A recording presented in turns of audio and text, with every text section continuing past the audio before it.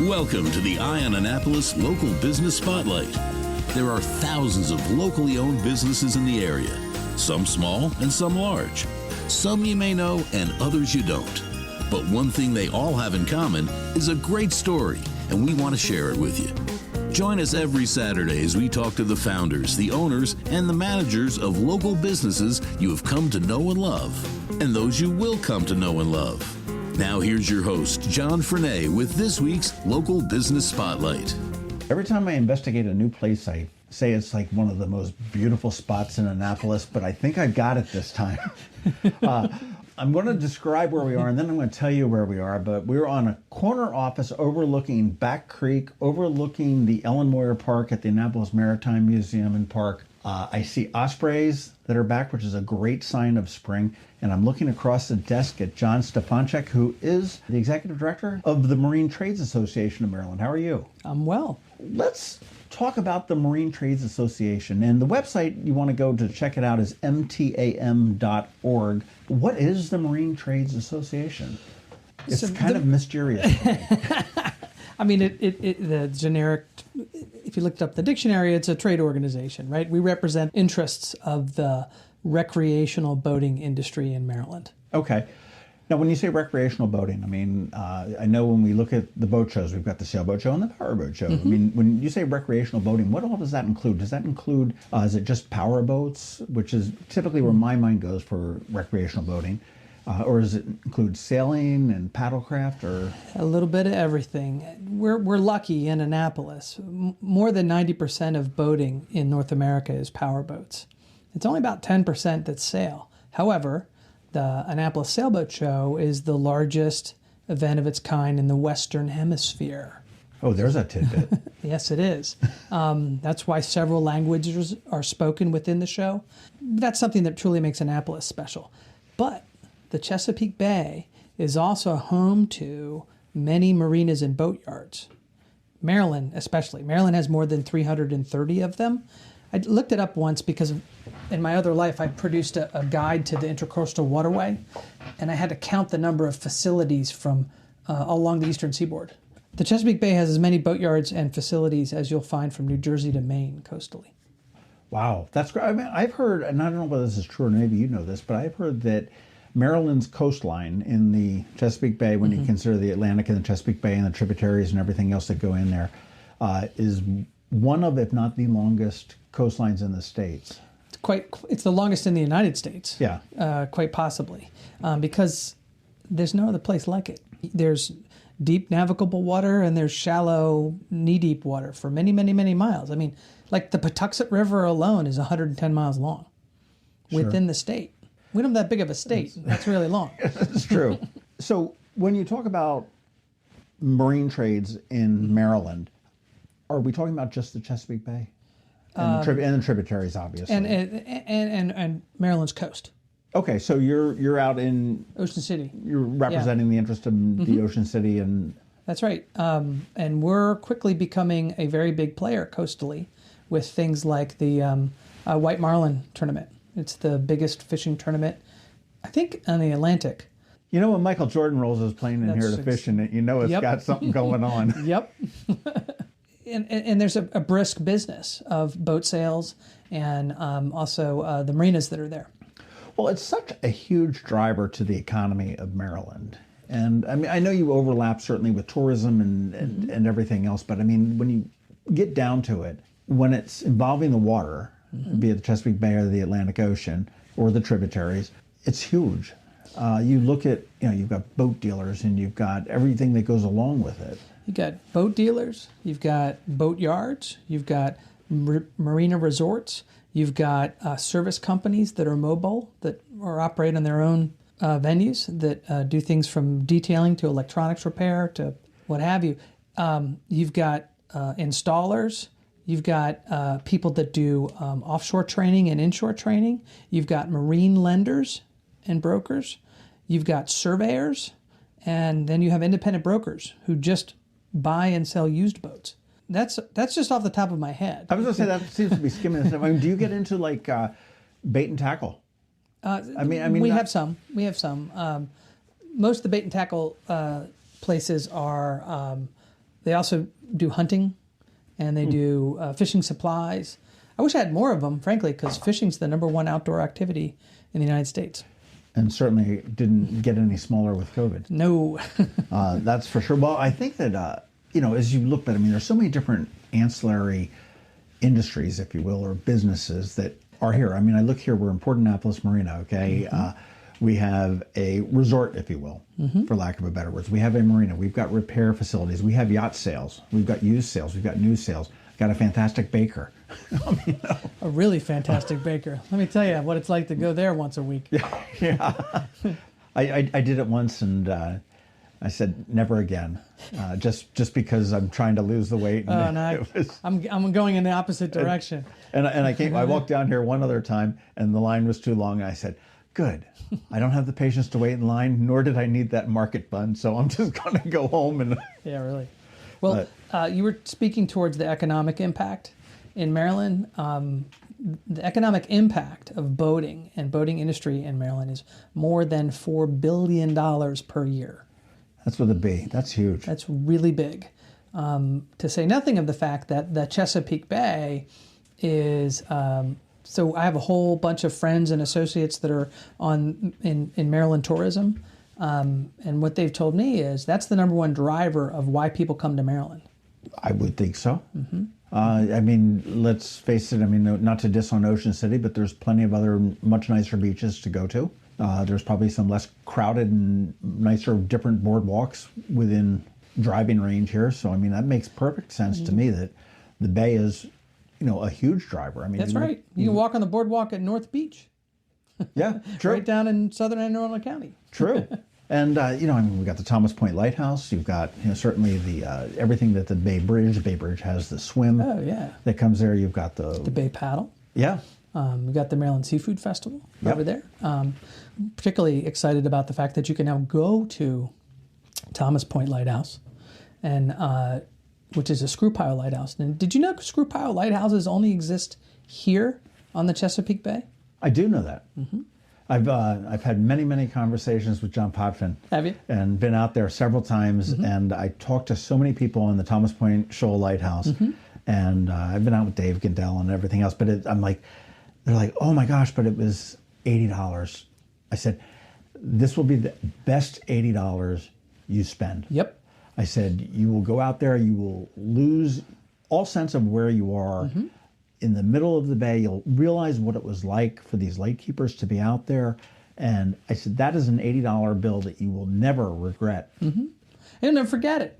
Yeah. My father worked for the tour boat company as doing their lighthouse tours, where he would dress up as a lighthouse keeper, and they would take you out there. This is before it opened up, which is pretty cool when you consider that my grandmother on my mother's side was friends with the daughter of the lighthouse keepers at Drum Point, down at the mouth of the Patuxent. Okay, you sound like you've got an incredible history in the area. Well, I think it's sort You're of a river rat? This is always that's my email. My wife's email address is River Rat. I mean, Ray Weaver lived up in Pasadena. He calls himself that too. He's over in where's Denmark now, I think. Oh yeah. He's lives over there with his wife, but that's my Instagram too. It's Severn River Rat because I live off the Severn River. But there you are. Well, I mean, so you lived here, grown here, and settled here, and everything else all your life. Oh yeah, I grew up in Severna Park, and I lived in a community off the Severn River. I live in the same community I grew up in, and several of my friends do too because we boat all the time. And it doesn't sound like it's a surprise to me that you would be involved with the Marine Trades Association as a... Well, it's near and dear to my heart. I mean, for several reasons. I've been on the board of the Marine Trade since 2004. Okay. So I've been active in it, and I just became the director, and we're coming up on a year in April 2023. Well, congratulations on that. Well, one of the big things that you guys do is, I mean, plastered all over your website, we advocate for recreational use of the water. Yep. Legislative. I mean, you jump into what's going on right now as we're speaking over at the State House. Yep. Every year, and I mean, there's always something with the Chesapeake Bay being such a focus of Maryland that there's got to be always something that is always going on that you've got to keep your eye on and your thumb on. All the time. All the time. And it runs the gamut from rockfish regulations to the building of piers, as the Maryland Department of Environment sees it, from boating fees to the creation of maritime heritage areas, to the right to work legislation, which is also nationally on people being able to work on their outboard engines themselves, to commercial driver's licenses so boat dealers can haul boats around the bay. I mean, you can go on all day long. These guys, I swear they go into the State House and they just think up stuff to like futz with. That's a guy I used to work for. He used to say, there ought to be a law. Like everybody wants to make a law about something. Yeah, well, that's not always the solution. Find better ways to do what you should already be doing. I agree. And as you mentioned, just rolled off some of those things off the top of your head. I mean, you would think that some of them would be no-brainers, but, I guess the legislature being what it is. Well, and sometimes they just don't know. So one of the things that I'm very lucky to be involved with an organization that has pretty good street cred. We had a director here for a very long time, Susan Zellers. She did a terrific job. She built the association into what it is, and I'm proud to take over from her. And one of the things that she did is she got to know people in the legislature. So if they had a question, they just called her and said, is this, what do you think of this? What do you think of this, that? The relationships that she built were really good for Maryland. They were really good for Maryland. Now, she moved on, but she moved on at a time when the legislature turned over as well. True. So True. We're kind of starting from ground zero.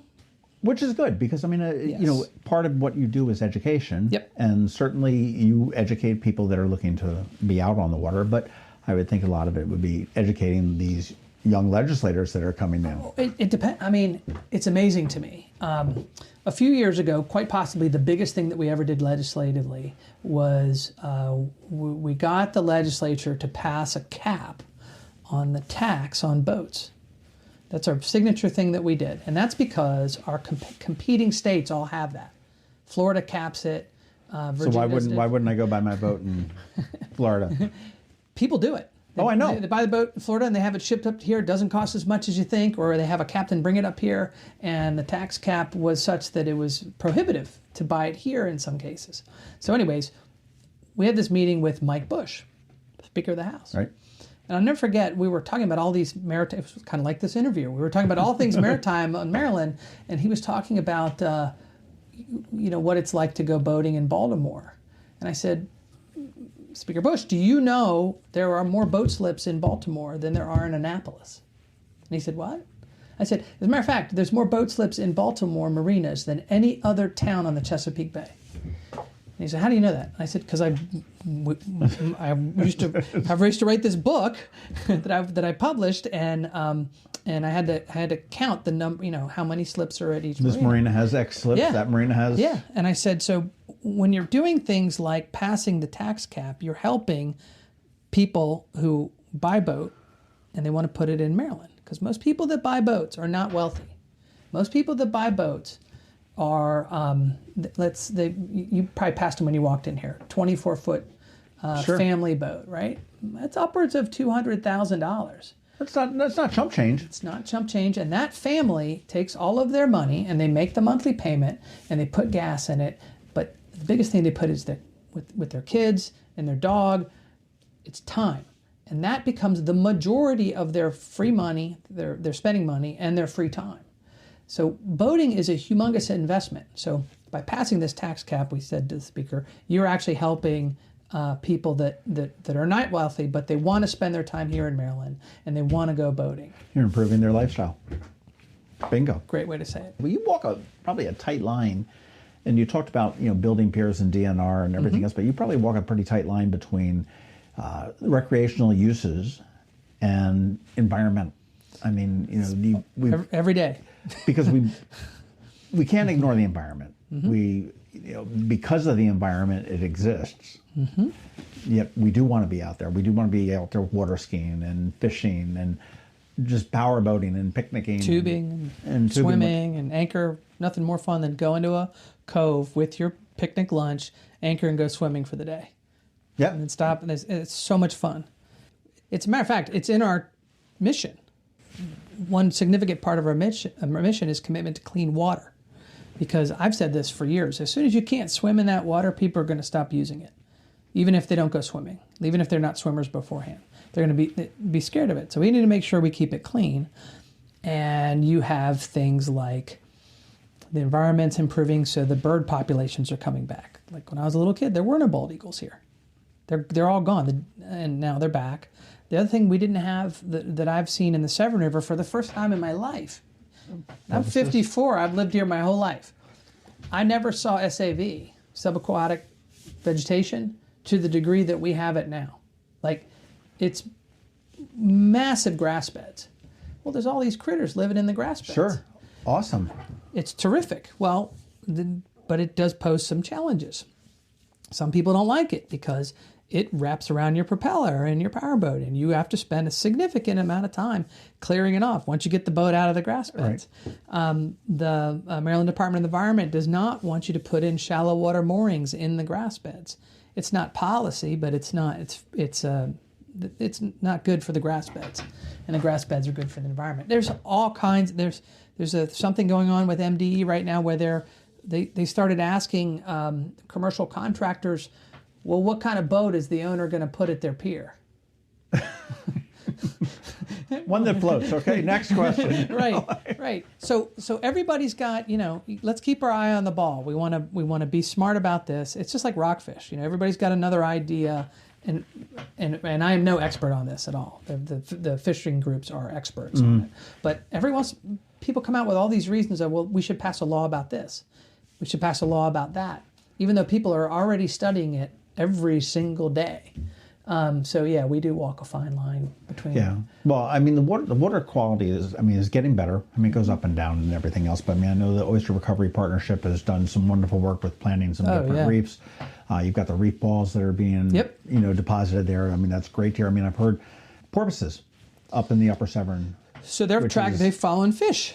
And that's amazing. The other thing I've never seen is porpoises in the Upper Severn. I sail on Round Bay once a week, every Wednesday night. And when we saw porpoises there, we all looked at each other and said, never. What's in that bottle? Right. Yeah, really. What's in the bottle? Well, they're chasing bait fish. That's why the porpoises are coming up there. And I don't know whether that's good or bad. Does that mean that they can't find the bait fish in the main body of the bay? Or there's better feeding up here. Or there's less more competition? Of them. Maybe so. Maybe so. But I do love the way that a lot of our businesses, and certainly the folks that are memberships of the Marine Trades Association, do care about that. I mean, I've been out on whether it be the Woodwind or actually the Maritime Museum's Wilma Lee several times, and always, without hesitation, the captains will stop and get a hook and get crap that somebody threw out in the bay just to bring it up. Oh, it's amazing. And to put that, I mean, Baltimore's got their trash wheel, Mr. Trash Wheel, which is doing a great job. I mean, it's kind of funny and kind of a goof, but it's amazing what they're picking up. But you go out on a sail and you realize what kind of a great resource that we have, and then all of a sudden, people are crapping it up.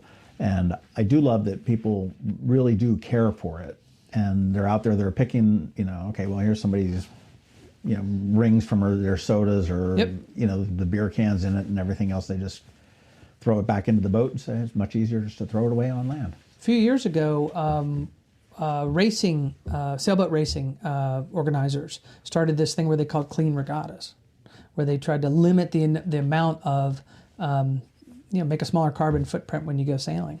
You used to see it a lot more, John. You see people throw trash in the water. It's less and less. Which is a good thing. Oh, yeah. Which is a good thing. Oh, yeah. Another angle that you guys work on is education. And I know that you've recently had safety at sea seminars.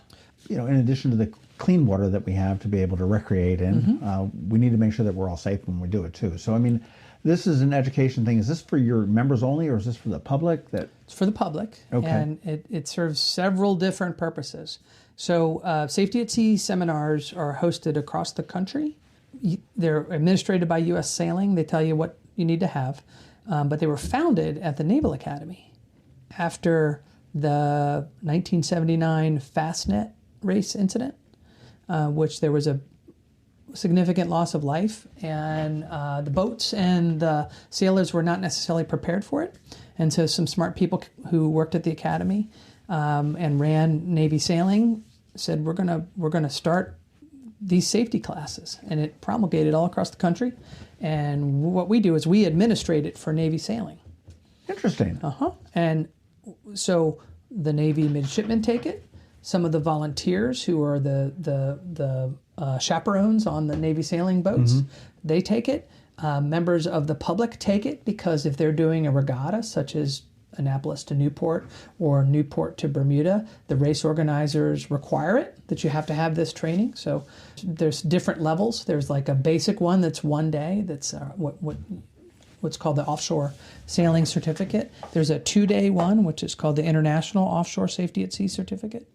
There's one for cruising, where if you want to, maybe you're retired and you want to go cruising and you don't think you have enough training, you can take a 2-day class right alongside with the people who are earning racing certificates, and you can get just about the same amount of training with a slightly different certificate.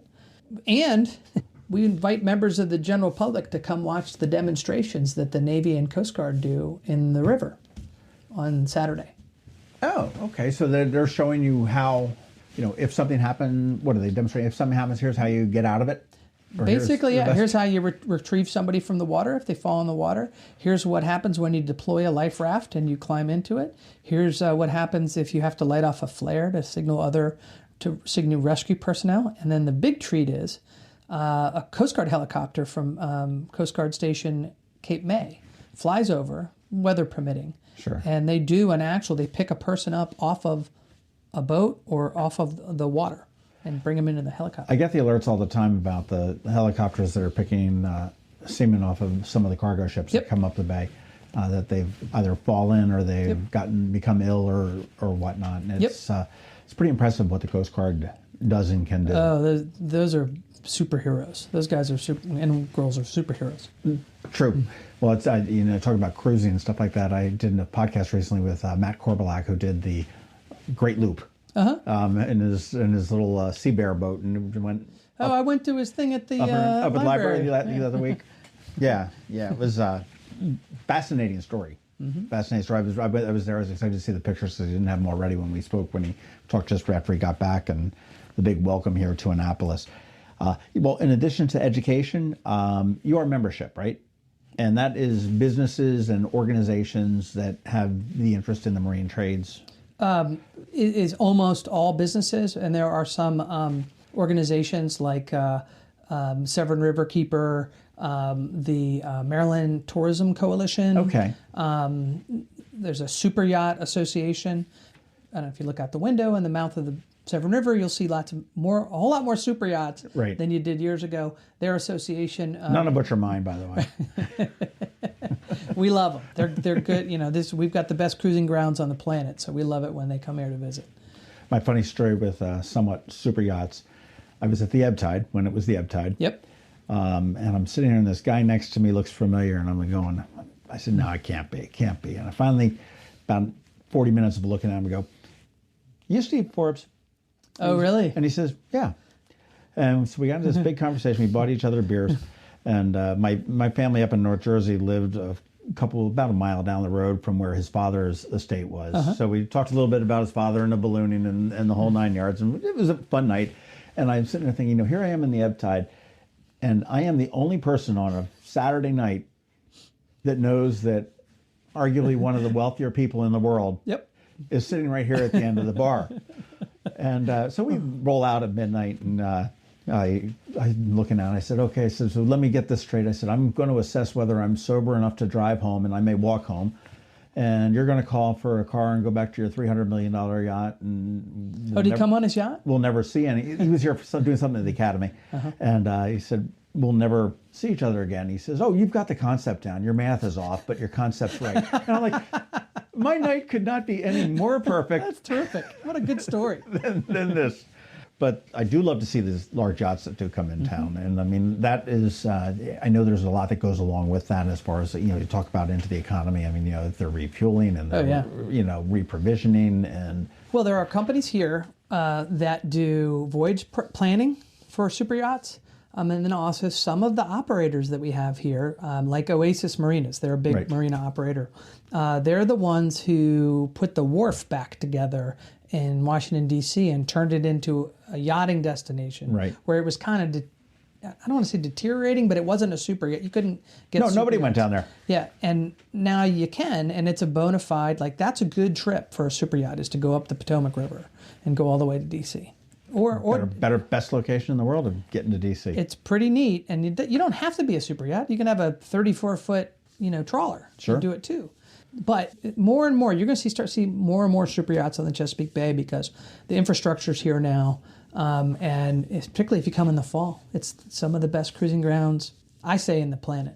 You've got a job board on your website as well. So, I mean, which is for folks that are looking for jobs in the industry. And again, I want to go back on that. I mean, there's just so many different arms and tentacles. It's like an octopus of the industry. I mean, we look at, South River and the, what's it? Cat South, the technical program. has Yep, they have a boating tech program. Marine repair. Yep. If you just walk down Edgewood Road, you'll see absolutely everything that possibly, could be associated with boating. Well, almost. We have it in Baltimore too, because Baltimore is the original predated Annapolis in terms of that was ground zero for boating, and it still is. There's generational businesses there in the Middle River area and Back River areas of Baltimore. We also have them in Annapolis. You'll also find them in places like Kent Narrows and Oxford. You'll find bona fide shipwrights in Oxford, and we have the only shipwright apprenticeship program in Maryland at the Chesapeake Bay Maritime Museum in St. Michael's. Interesting. And then you'll find Baltimore, it's commercial, but Baltimore Harbor is the second largest port on the east coast of the United States for roll-on, roll-off cargo. Second to who? Savannah? It is a southern port, but I can't remember which one it is. For roll-on, roll-off, I believe it's Savannah. It has to do with the rail cars that are here, which is a whole other story. But we love them too. Many of the ship pilots in Baltimore are recreational boaters. Sure. Why wouldn't they be? I talk to them all the time and at events, and it's really interesting to get their perspective. So one of our programs that we do for members is, and I want to talk about workforce development, because that's the biggest thing. Absolutely. But for shrink wrap, what we do is we work with Chesapeake Plastics. They help us work with our members who buy shrink wrap recycling bags. They take the shrink wrap off of their customers' boats. They bundle it in this recycling bag. Then we drive around the springtime, pick it all up, and we take it to a recycler in Halethorpe. And they give us a little bit of money, and it's a fundraiser for marine trades. That's cool. Yeah, and otherwise it just ends up in a landfill and sits around there for hundreds of years. And these guys have figured a way to grind it up or melt it down or something or other. Turn it into lumber, fake lumber. And starboard. I bought a pair of shoes recently from a company in Annapolis called Made Plus. It's a fairly new sneaker company they kill me for calling it a sneaker company. They call it a non-athletic shoe, but a lifestyle shoe or something like that. Right. But it's made out of recycled water bottles. And it sounds, I'm picturing like cutting the end off of a Dasani bottle and jamming your foot in there. But they're some of the most comfortable shoes I've ever worn. Yeah, it's you're gonna pay to get rid of the shrink wrap as trash, or you can pay to get rid of it as recycling. And I maintain that if you let your customers choose, they pay that $15 for that bag to recycle their shrink wrap from their boat. Well, I would think everybody that's working that would have the need for a shrink wrap, that is a boat owner, that is going to be very conscious of the environment. Many are. They're not all Rodney Dangerfield. They're not all Rodney Dangerfield. Rodney Dangerfield's my favorite boater. But in addition to that, so that's a member benefit that we do. Along with things like events that we produce. We do 4 events a year for members. And then we produce the Safety at Sea. That's for the general public. But we also, one of the biggest things that we do, about a third of what we do, is workforce development. So we create a pipeline to get young people into the marine trades and place them in 6-week internships with members. Our members. Sure. And we help the member offset the cost of that because it's a paid internship. And we do all this through a grant with Maryland Department of Labor. Well done. Yeah, it's really a fantastic thing because the goal is to get young people into marine trades like they would any other trade. Like if they want to be an electrician or a carpenter or a plumber, whatever. And they get acquainted with it, they learn about it, and then most of these kids stick. I've got to think that this has got to be a huge benefit to your members because certainly in this market that we are in right now, finding good help is difficult. And here you've got a ready, willing, and able pool of exactly young right. people Yep. that are willing to take on the next generation. I mean, face it, you're not going to be sitting at this desk in 30 years from Right. now, hopefully. Hope not. I mean, maybe I'm not sure I'll be walking in 30 years from now, but so we've got to do that. And I find that a lot of the younger people, for a while, the schools, and I don't want to crap on the schools, but they're all focused on must go to college, must go to college, Yeah. must go to college, and let's go white collar, let's get the whole 9 yards. But if you're worried about money and supporting a family and everything else, boy, there's plenty of opportunity that way as well as without that. Isn't that the truth? And you don't have the college bills. I was just going to say the return on investment. Especially I'm a liberal arts major. It's just not there necessarily if you decide to go into a trade and then you don't incur that debt. The good thing about the marine trades is the vast majority of it is they'll teach you why you work. They'll train you to become an engine mechanic. They'll train you to become electronics tech. They'll train you in composites or rigging. And my rigging members have said there's a desperate need for riggers. What a cool. So my big idea was, well, why don't we make Annapolis like the center of the sailing industry to come here and learn how to be riggers? I say this because the city of Annapolis is also working under a grant to train people and attract young people. And I've got to think that when you come in and do an apprentice, as opposed to doing a class, okay, let's talk about Cat South, okay, they can teach you how to, change the spark plugs on the engines and, do whatever they need to do and repair fiberglass and so on and so forth. But there's a lot of stuff that experience teaches you. That when you go into a company that maybe say they specialize, maybe they're doing maintenance for a particular brand of boat that they sell. And there's just a little something that a mechanic that's worked there for 20 years knows. And it's a shortcut. Not to make it cheaper or anything like that, but it's just, when it makes this noise, don't worry about all that troubleshooting. Go right here first. And that's where you get these young kids, and I'm starting to sound like an old fart, but that's where you get the young adults that are coming in that are learning this, and they're learning from their older people that are going to be able to take over for them. Sorely needed. I watched when I first started. I got into this business in 2000. I started on the board of the Marine Trades in 2004. I was the youngest person in the room for a lot of years. And to watch the shift to younger people coming in through things like our internship program. There's no apprenticeship program yet. It's internships. Right. There probably will be an apprenticeship program. We're working towards it. Some of those marine companies I was talking about in Middle River and Back River, they're working on an apprenticeship program because they've been around long enough that they can see what they need, and we're working with them on it.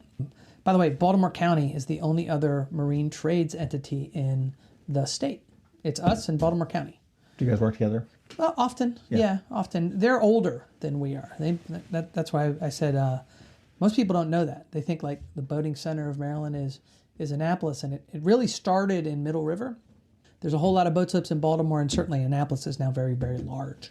On the workforce development, are you considering, I think, didn't Marine Trades do a job fair at one point or a open house? So the Marine Trades sponsors the Eastport Yacht Club Foundation's Career Day. Okay, that used to be at the high school.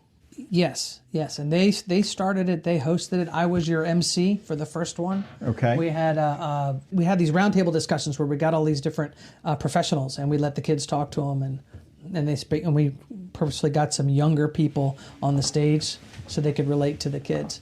But yeah, that's Eastport Yacht Club Foundation continues to do that, and we sponsor it.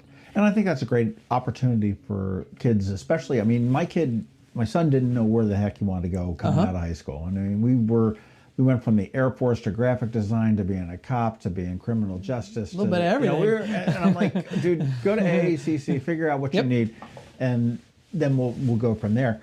But to be able to bring students in and say, oh, so you mean I can do graphic design in the boat industry? Yep. You know, which is something you may not necessarily put one and one together when you did that. Oh, I love working on things, but I've got that bad back, so I can't get under cars and be hunched over. Oh, so I can, work on an outboard with, standing up, whatever it may Or be. I'm a girl, and that's a boy job. They look at it and go, no. We need everybody, and there's room for everybody. And any kind of job you can think of, from front desk to customer service, to marketing, to boat sales, to running the travel lift, to rigging on sailboats, to rigging on fishing boats. Right, and everything in between. And everything in between, that's true, yep.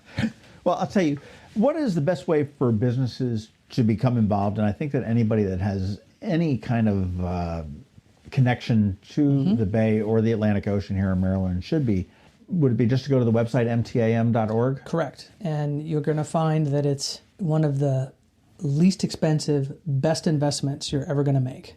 Because, like I said at the beginning, we represent the recreational boating community in Maryland. We run events for our members. We run workforce developments to help them get more people in the door. And then we handle the legislature. We've got a prominent law firm that we work with as our lobbyist. We've got street cred in the legislature, so that we can help your business. That's huge, between the workforce development and the lobbying efforts that you have. I mean, if I'm running a marina and wherever, and all of a sudden there's an issue, I know I can come. Call me. Hey, John, this needs to be addressed. Yep. And see what we can do. Where are your top recommendations for boat accessible restaurants? Well, I go to where's a lot of fun, right? So you've got Donnelly's and the Point on the Magothy River. You've got several restaurants, take your pick, right across the bay in Rock Hall, the old Standby at Cantler's here in Whitehall. And you've got the old... We've got Libby's, and you've got... Well, Libby's is terrific. What's the new one? I forget it. What's the name in Chesapeake Harbor? I can never remember their name, the new one. The Beacon. Yeah, yep. Beacon. Beacon is went there for years, and the new name just escaped me. But that's terrific. You got great places in Galesville. Pirates Cove and Stan and Joe's. Can't beat them. Where's your favorite in Rock Hall? My favorite place in Rock Hall is the new Haven Harbor South Marina restaurant. Oh, you say it's new. It's new because it used to be, for many years, it was the Sailing Emporium. And it's right in Rock Hall Harbor, which is, if you're standing at Sandy Point, it's the part of Rock Hall that you can see. Right. It's a terrific, quick destination that makes you feel like you went somewhere. It took some work to arrive there, and then you just pull right up to the dock, and they've got a terrific new Admiral's Bar and food trucks, and they also have a restaurant there. Fantastic. Well, we will see you at fall shows. Just for anyone that's listening, I want to put them on their calendar. The Powerboat Show is October 3rd through 6th, and the Sailboat Show is the 10th through the 14th. And John, thank you so much for your time and your advocacy. You've done, you guys are doing such great work for the Bay, for the people that use the Bay, and the businesses that, make it all run, I guess. But mtam.org is where you want to go. Check that out. Great. Thanks a lot, John. Thanks for listening to this week's Local Business Spotlight. Please make sure to visit eyeonannapolis.net for all your local news, events, and opinion. And in case you haven't already, please subscribe to the Eye on Annapolis Daily News Brief, where we bring you all the day's local news direct to your phone, tablet, or computer in about 10 minutes. It comes to you at 6 a.m. every Monday through Friday, and you can subscribe on Apple Podcasts, Google Podcasts, or wherever you get your podcasts.